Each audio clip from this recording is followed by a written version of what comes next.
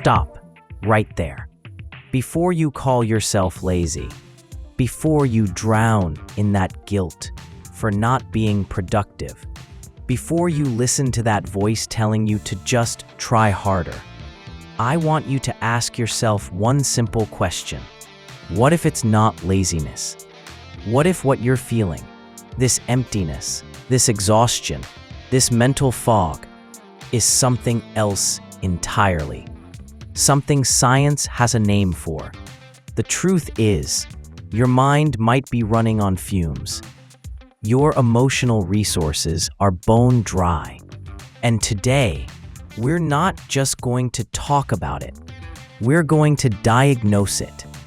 I'm going to show you the 5 silent signs that prove what you're battling isn't a character flaw. It's a neurological state of shutdown. Stay with me, because by the end of this, you will see your own exhaustion in a completely new light.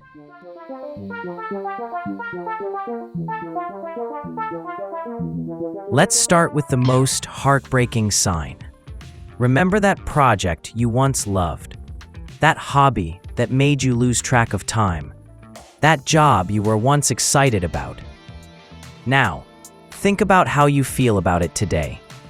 Does the very thought of it fill you with a deep, visceral sense of resentment?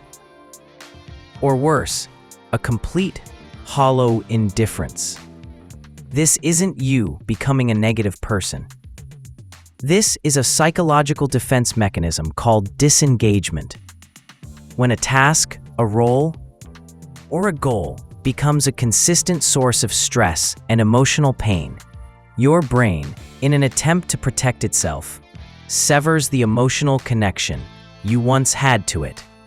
It numbs the passion to prevent the pain. You build an emotional wall. The language you use changes. You might hear yourself saying, "I don't care anymore," or "It's all pointless anyway." A lazy person never built that passion to begin with. But a burnt-out person, they are a former lover, now scorned and exhausted by the very thing they once adored. Your cynicism is not a personality trait, it's a scar.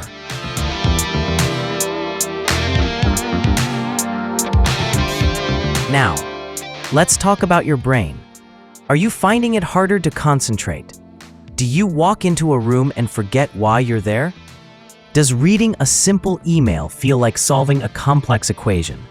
This is what we call cognitive impairment. And no, you are not losing your intelligence. Under chronic stress, the prefrontal cortex, the part of your brain responsible for executive functions like focus, memory, and decision-making, literally gets impaired. It's like a computer with too many programs running in the background. It slows down, it freezes, it glitches. You're not being scatterbrained. Your brain is redirecting all its remaining energy just to keep you going, to basic survival functions. Complex thought becomes a luxury it can't afford. So when you can't focus on a book or make a simple decision about what to eat for dinner, understand this. It's not a lack of willpower. It's a physiological reality. Your neural pathways are exhausted.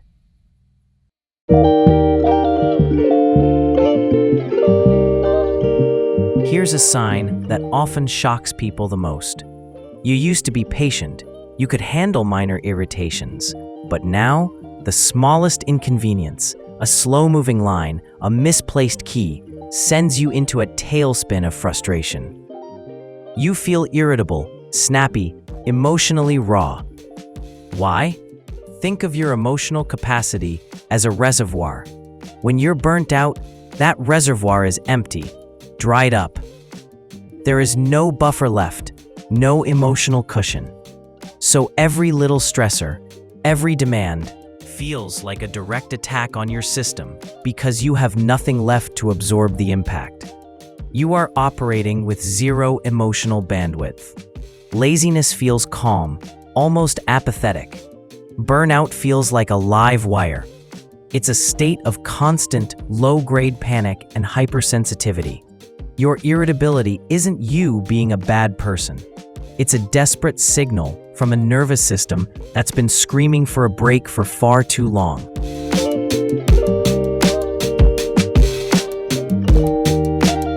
This might be the most important thing you hear today. Burnout is physical. It's not just a state of mind. Are you getting sick more often? Catching every cold that goes around? Dealing with constant headaches, muscle tension, or digestive issues? Your body is talking. Are you listening?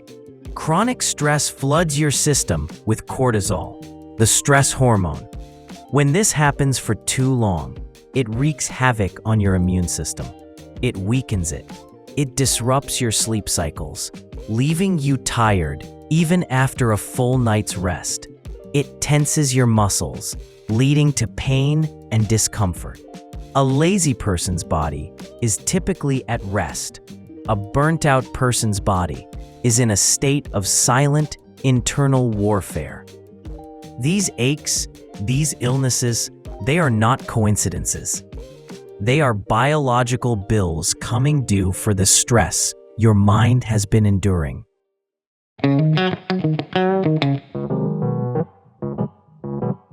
And finally, let's talk about timing. Laziness is often a stable trait. Burnout is a slow, insidious process. A creeping vine. Think back. 6 months ago. A year ago. Were you like this? Chances are, this didn't just happen on a Tuesday. It was a series of compromises. It was the, I'll just push through this one project. It was the, I can skip the gym this week, I'm too busy. It was the slow abandonment of your hobbies, your social life, your healthy meals. You were making withdrawals from your mental and physical bank account without ever making a deposit. And one day, you looked up and realized the account was bankrupt. This gradual decline is the hallmark of burnout. It's not a switch that flipped. It's a dimmer that's been slowly, steadily turning down the light inside of you.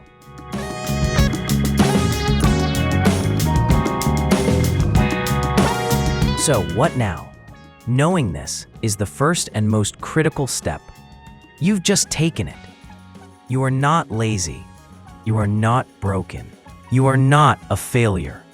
You are a human being who has been operating beyond your sustainable capacity for too long. The path out of this starts with radical self-compassion, not harsh judgment. It begins with listening to these signals, the cynicism, the brain fog, the irritability, the physical pain, not as enemies, but as guides. They are telling you what you need. The solution isn't a single hack. It's a recalibration. It's about rebuilding your boundaries. It's about intentional rest, not as a reward for exhaustion, but as a non-negotiable part of your life. It's about redefining what productivity means and including your own well-being in that definition. This is your wake-up call.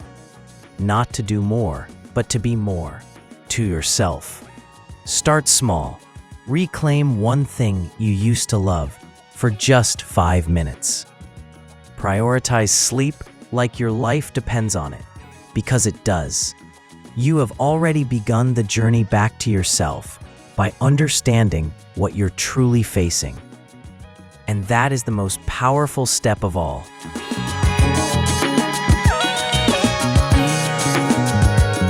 If this conversation resonated with you, if you saw yourself in any of these signs, then this is your sign to take it seriously. Like this video if you found it valuable. Comment down below and tell me which sign you recognize the most. Your story could help someone else feel less alone. Share this with one person you think might need to hear this message today. And subscribe and hit the notification bell for more conversations that aim to understand the human mind, not just judge it. Thanks for watching. Take care of yourself, truly.